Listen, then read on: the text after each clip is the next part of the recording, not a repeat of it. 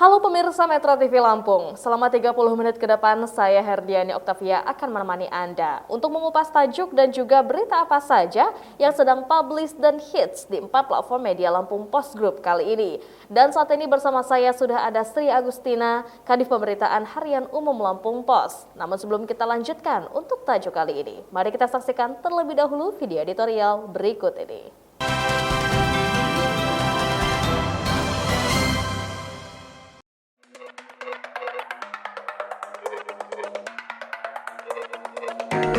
Jaga marwah pers bermartabat. Pandemi COVID-19 menjadi ujian berat umat manusia dalam kurun waktu 2 tahun terakhir. Ujian tidak kunjung mereda karena gelombang pandemi datang silih berganti. Dalam 2 pekan terakhir misalnya, pandemi COVID-19 di Indonesia meningkat hingga 8.000%. Varian baru Omikron ditengarai menjadi biang keladi meroketnya infeksi virus corona di tanah air. Dalam menghadapi pajebluk, segala upaya harus dilakukan agar kondisi demikian sulit dapat diputar balik. Percepatan vaksinasi dosis lengkap juga dosis penguat atau booster menjadi hal penting selain tetap menegakkan disiplin protokol kesehatan atau prokes. Gelombang ketiga COVID-19 diyakini dapat lebih mudah dan cepat diatasi manakala kerja kolektif semua pihak dapat diwujudkan. Celakanya, mewujudkan gerak kolektif itu tidak semudah membalik telapak tangan. Salah satu batu sandungan paling mencolok adalah keberadaan hoaks atau kabar bohong yang seakan justru menemukan momentumnya ketika pandemi COVID-19 terjadi. Masyarakat yang seharusnya teredukasi dan lebih melek situasi justru berpotensi disesatkan akibat berita hoaks. Kekhawatiran itu bukan isapan jempol.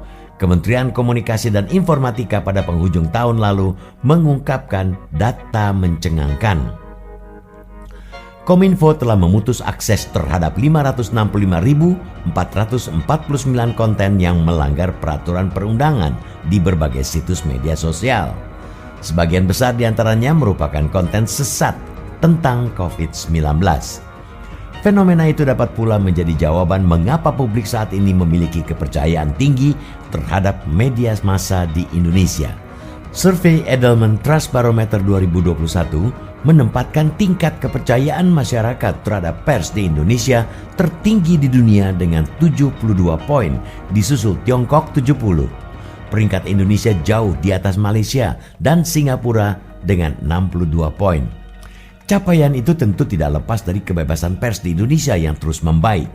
Reporters Without Borders atau RSF menyatakan tingkat kebebasan pers di Indonesia meningkat dari posisi 139 pada 2013 menjadi urutan 113 dari 180 negara.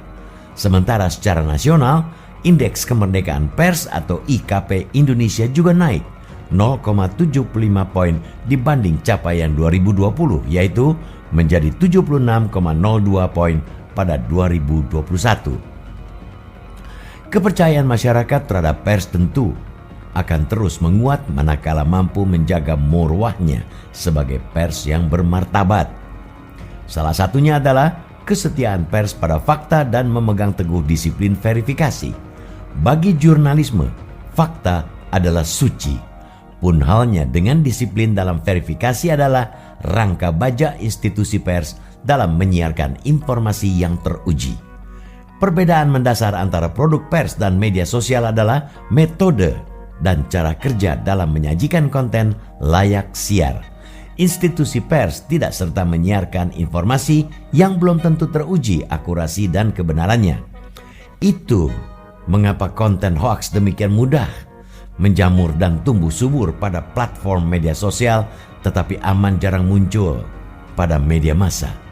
Oleh karena itu, kita sepakat dengan pernyataan Menteri Komunikasi dan Informatika Johnny G. Plate yang mengungkapkan dunia pers menghadapi tantangan di era digital ini. Produk jurnalistik berkualitas menjadi kunci mendapatkan kepercayaan publik. Sebaliknya, pers yang mengutamakan clickbait demi mendulang trafik lambat laun akan ditinggalkan oleh pembacanya.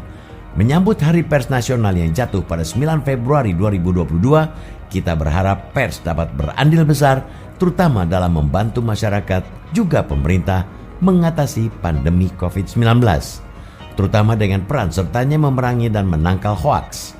Jangan sampai di masa demikian sulit ini masyarakat resah dan terkuras energi akibat berita dusta dan penuh kepalsuan.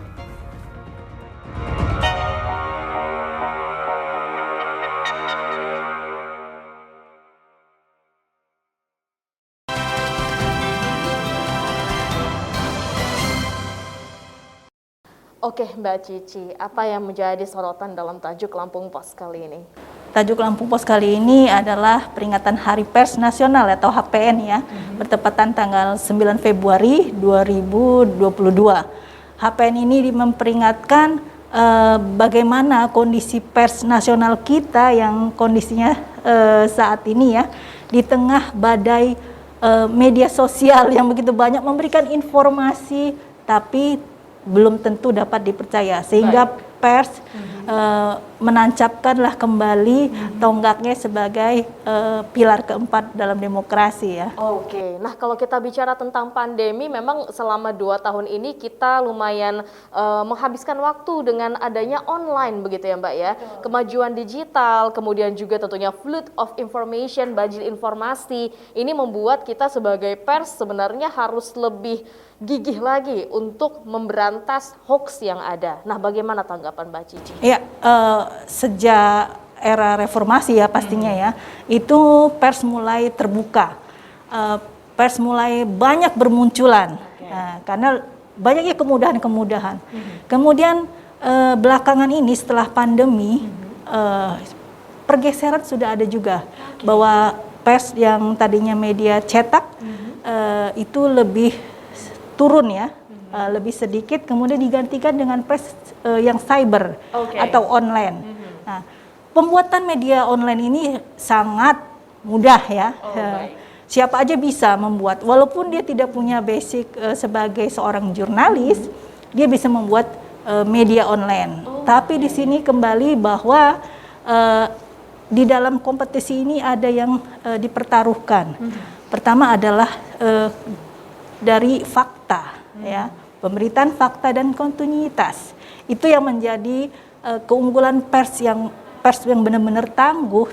Pers yang dapat dipercaya adalah pers yang dapat memberikan informasi, tapi juga dapat dipertanggungjawabkan baik lewat Undang-Undang Pers Nomor 40 Tahun 99 maupun dari kode etik jurnalistiknya ya, harus patuh terhadap hal itu. Nah, disinilah akhirnya pertaruhan ya, kemudian muncul lagi media sosial. Ya, sama-sama tujuannya memang untuk memberikan informasi kepada masyarakat. Hanya saja satu hal, klarifikasi fakta itu yang sering dilupakan oleh media sosial. Jadinya akhirnya pers harus berjuang. Awalnya masyarakat lebih cenderung ke media sosial ya. Tapi karena lebih banyak hoax ya, atau berita yang tidak dapat dipertanggungjawabkan, pers mampu lagi naik ya, derajatnya istilahnya, kembali dipercaya oleh masyarakat dan pembaca. Tentunya eksistensi dari pers itu harus ada ya Mbak ya, Pasti. apalagi di tengah pandemi seperti saat ini. Nanti kita akan lanjutkan lagi Mbak Cici. Dan untuk Anda pemirsa Metro TV Lampung, tetaplah bersama kami dalam Bedah Tajuk Lampung Pos.